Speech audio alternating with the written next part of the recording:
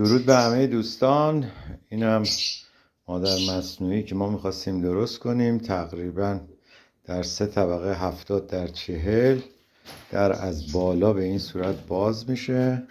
این قسمت رو گذاشتیم هواخورش و اومدیم از لامپای مادون استفاده کردیم 100 وات و برای هر طبقه جداگانه ما کلید گذاشتیم.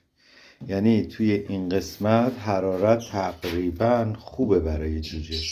چرا من این کنار گذاشتم؟ که این وسط جمع نشن، تجمع نکنن و اینکه بتونن از آبودونشون توی این قسمت استفاده کنن و اینکه اگر گرمشون بود میان این ورتر، ولی اونجوری تمام فضای خود باکس گرم میشه.